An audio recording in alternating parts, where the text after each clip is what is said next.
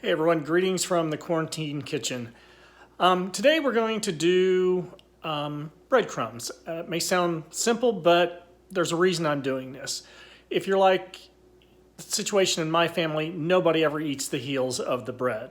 The only person I ever knew that liked them was my dad, and he would knock you over to use those heels for a peanut butter sandwich. But most of the time we just throw these away. So I'm going to show you a recipe, quick, simple, for breadcrumbs, and it allows you to store them in the freezer, so if you don't want to use them right away, you have them on hand.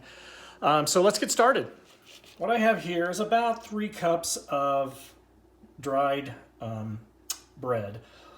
What I usually do is I will take the bread, break it up, and leave it on a plate for like 2 or 3 days to dry it out. As you can tell, it's quite crumbly. Of course, I can't crumble it. So you want it really, really dried out. You don't want it have the least bit of give at all. You want it completely dried out. To that, we are going to add a teaspoon of onion powder, a teaspoon of thyme and sage, and a half teaspoon of salt and a half a teaspoon of pepper. Now, this is just standard type breadcrumbs. If you wanted to make an Italian type breadcrumbs, you'd add all these ingredients and then add an Italian seasoning. My guess is a teaspoon of that would go a long way. I've added the 3 cups of breadcrumbs, or excuse me, 3 cups of the dried bread into a food processor. Now, if you don't have a food processor, a blender will work just fine. If you want to mash them by hand, you can do that. I just happen to have a food processor, but just a normal blender works. If you use a blender, only do a cup at a time. There's no way you're going to be able to have a consistent grind on that. You'll end up having huge hunks and then bread that's completely just pulverized. So I'm going to hit just the pulse feature on this for a while to get the consistency that I want.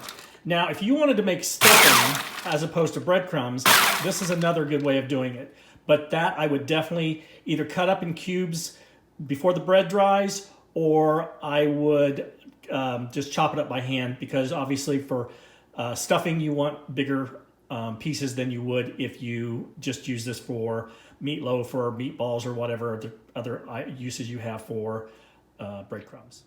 So we have the pulverized breadcrumbs, and to this I'm just going to add my other ingredients.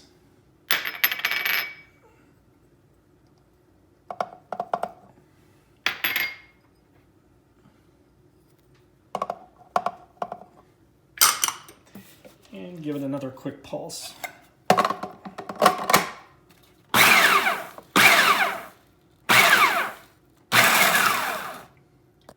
So the last thing I did to these is, after I got them pulverized, I proceeded to put them in the oven for 4 minutes at 400 degrees.